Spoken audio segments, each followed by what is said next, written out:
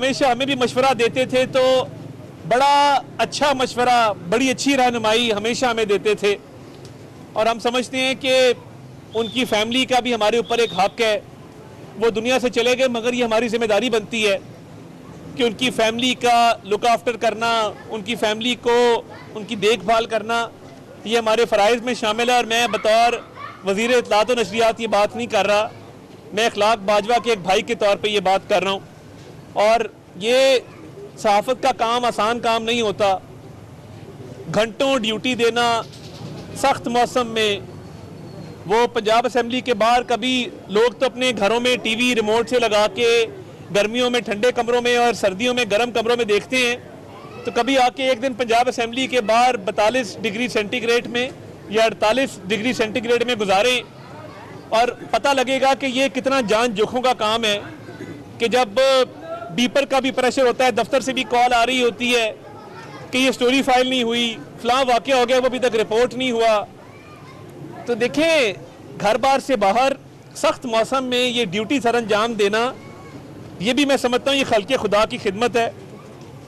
और जो ये लोग काम करते हैं, तो सारे मेरे भाई खड़े हैं, अदनान शेख साहब खड़े हैं, मलिक उल्फत साहब हैं, आसिम नसीर साहब खड़े हैं, शफीक साहब खड़े हैं। बाकी मैं बाज़ा चाहता हूँ, अगर किसी का नाम नहीं ले सका, मैं एक मिसाल आपको दे रहा हूँ कि ये एक फैमिली की तरह, एक ये कुंबे की तरह होता है कि जब आप फील्ड में निकलते हैं, अपनी ड्यूटी सर अंजाम देते हैं, तो एक ताल्लुक भी बनता है। तो कहने का मकसद ये है कि सख्त ड्यूटी और ये फ़राइज़ सर अंजाम देना, हर हाल में मुश्किल हो, अच्छे हालात हो, तो ये बहुत बड़ी बात होती है। और बंदा इसको ईमानदारी से, फ़र्ज़ शनासी से, दयानतदारी से कर जाए, तो इससे बड़ा नेक अमल कोई नहीं है।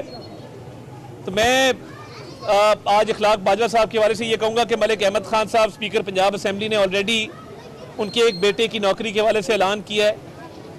तो मैं 25 लाख रुपया एक फ़िक्स डिपॉज़िट के तौर पे करना चाहता हूँ, ताकि बच्चों की आगे स्टडीज़ भी इफ़ेक्ट ना हो। और ये इसकी सारी प्रोसीजर हमने फॉलो कर ली हैं। परसों तक इंशाल्लाह ताला हम ये इनकी अमानत इनके हवाले करेंगे। और बाकी भी मैंने उनकी अहलिया मोहतरमा से भी कहा है कि हमें अपना भाई समझें, कोई खिदमत हमारे लायक हम उसके लिए हाजिर हैं। और देखें, एक इंसान दुनिया से चला गया, उसकी सबसे बड़ी गवाही ये है कि हम सारे उसकी तारीफ़ कर रहे हैं, हर कोई उसके बारे में अच्छा बोल रहा है। और देखें, मैंने अखलाक बाजवा को ज़िंदगी में 2 मुश्किल मराइल से गुजरते हुए भी देखा। होते हैं, प्रेशर भी होते हैं, इंसान मुश्किल हालात से भी गुजरता है, मगर जिस तरीके से हिम्मत हौसले के साथ वो दोनों मुश्किल अदवार गुजारे। और बहुत सारे ताकतवर लोगों ने कोशिश की कि जब नौकरी से निकलवा देंगे, असेंबली में एंट्री बैन करवा देंगे, मगर हिम्मत नहीं हारी, हौसला नहीं हारा। और यही वजह है कि आज हम उनकी हिम्मत की, उनके हौसले की, उनकी दयानतदारी की, फ़र्शनासी की सारे गवाही दे रहे हैं। तो मैं ये समझता हूँ कि ये ऑलरेडी साफ़ियों के हवाले से हमने फेडरल गवर्नमेंट में एक हेल्थ इंश्योरेंस का प्रोग्राम शुरू किया है। तो मैं एक कमेटी भी तश्कील देना चाहता हूँ। मैं चाहूँगा कि आप साथी सारे मेरी मदद करें, हम कोई एक चीज़ अखलाक बाजवा के नाम से मंसूब भी करें। वो कोई एक छोटा प्रोग्राम हुकूमत का हो सकता है, वो प्रेस क्लब के अंदर कोई एक हॉल हो सकता है, वो कोई सरकारी इमारत हो सकती है, कोई ऐसी चीज़ जो हम अखलाक बाजवा की याद जिंदा रहे। तो ये भी मेरी आपसे गुजारिश होगी, और ये मैं आप पे छोड़ता हूँ कि आप 3-4 साथी बैठ के इसका फ़ैसला कर लें। और नदीम चौधरी साहब भी खड़े हैं, तो ये आप बैठ के फ़ैसला कर लें, और जज साहब को भी बिठाएं साथ, और मुझे फिर आप बताएं, उसके मुताबिक हम इसका फ़ैसला कर लेते हैं और इसको आगे बढ़ाते हैं कि कोई ना कोई चीज़ जो है उस इंसान की याद ज़िंदा रहनी चाहिए। मैं आपका बड़ा शुक्रगुज़ार हूँ। मैं आपकी काफ़ी समा खराशी की, मगर मैं अपने दिल के जज्बात आप तक पहुँचाना चाहता था।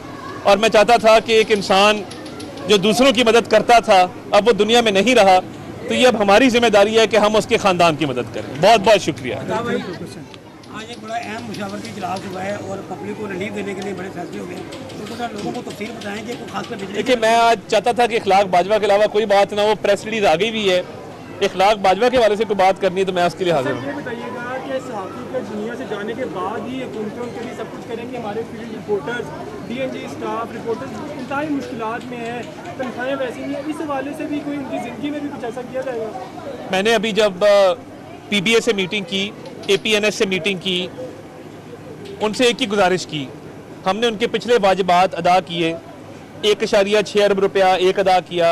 अब कोशिश कर रहे हैं कि पेमेंट्स उनकी टाइमली की जाए। पीबीए की प्रेस रिलीज में ये बात शामिल थी कि हम जितने भी वाजिबात हैं वो अदा करेंगे, इंक्रीमेंट भी लगाएंगे और इन मुश्किलात को हल करेंगे। देखें, वो हमारा उनसे वादा है और मैं मालिकान से भी मिलता हूँ, मैं सीनियर मैनेजमेंट चैनल्स की अखबारात की उनसे भी मिलता हूँ और इस दफ़ा 2 टैक्स लग रहे थे जो हमने नहीं लगने दिए। एक न्यूज़ प्रिंट के ऊपर 10% टैक्स था, मुझे पता था कि ये लग गया तो कबाड़ा हो जाएगा और अखबारात जो है वो हज़ारों लोगों को बेरोज़गार कर देंगे। वो टैक्स नहीं लगा। एक 25% एक और टैक्स था मार्केटिंग बजट के ऊपर, वो भी नहीं लगने दिया। तो मेरी आज आपके माइकों के, आपके कैमरों के तवस्सुत से आज फिर पीबीए को भी ये गुजारिश है, पाकिस्तान ब्रॉडकास्टर्स एसोसिएशन को और APNS को, ऑल पाकिस्तान न्यूज़पेपर सोसाइटी को भी ये गुजारिश है कि मीडिया वर्कर्स का इस्तेसाल नहीं होना चाहिए, सहाफ़ियों का इस्तेसाल नहीं होना चाहिए। उनके लिए, उनकी वेलफेयर के लिए कई लोग हैं बड़ा अच्छा काम करते, मैं कोई नाम नहीं लेना चाहता।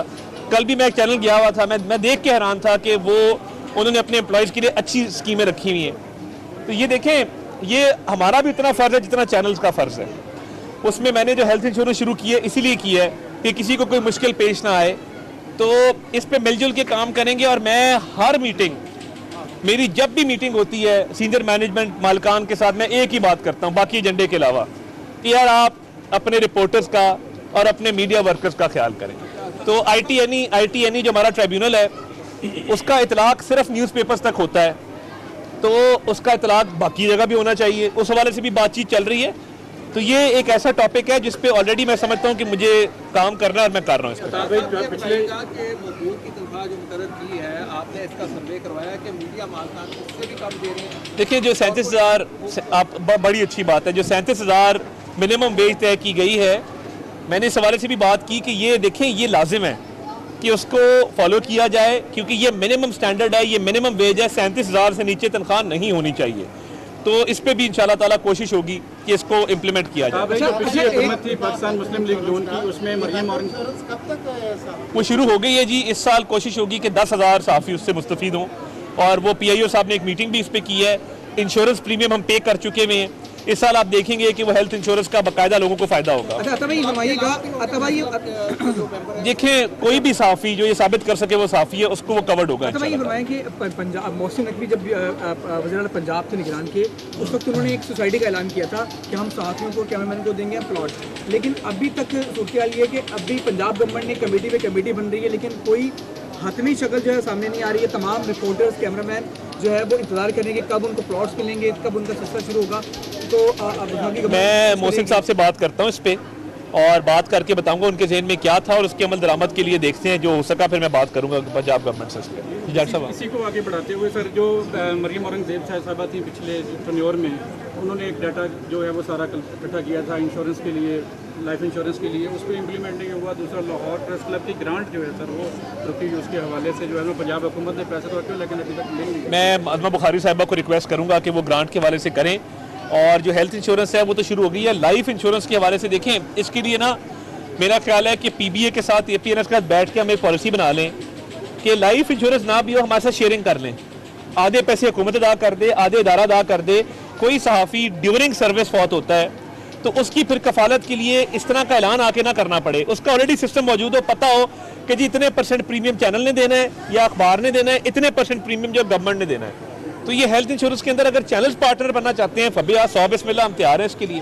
तो इसके लिए मगर हमें बैठ के बात करनी होगी। अगर आप मेरे पास आना चाहते हैं, एक बॉडी को लेके पूरी प्रेस क्लब वाले आना चाहते हैं, मैं हाजिर हूँ उसके लिए। तो इसका कोई ना कोई हल निकालते हैं हम। कोशिश है कि इसका कोई मैकेनिज्म बन जाए ताकि कोई मुश्किल ना आए, ऑटोमेटिकली ये चीज़ें चल पड़े। बहुत शुक्रिया।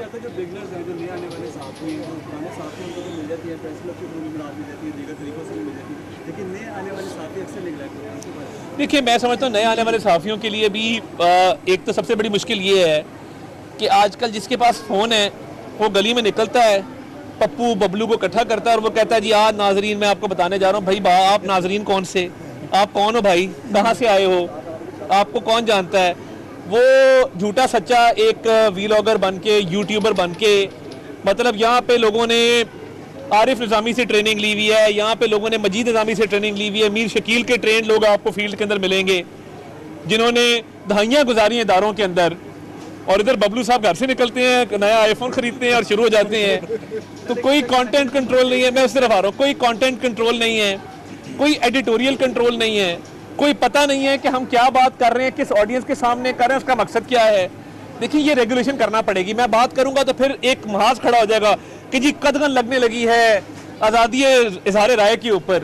तो भाई जब चैनल पेबरा को जवाब दें, अखबारात जवाब दें अपनी अपनी बॉडीज को, ITNE के रोज हम चेक बांटते हैं, कोई एम्प्लॉय उठता है, वो जाता है, वो कहता है जी इस अखबार ने मेरे इतने वाजिबात देने हैं, ऑर्डर इशू किया जाता है। तो मैं ये समझता हूँ कि ये जो सारी चीजें हैं, इसके लिए कोई ना कोई बॉडी ऐसी बनानी पड़ेगी, नहीं कोई रूल रेगुलेशन ऐसा बनाना पड़ेगा जिसके तहत उन लोगों को जो है वो कोई ना कोई एडिटोरियल कंट्रोल के अंदर लाया जाए।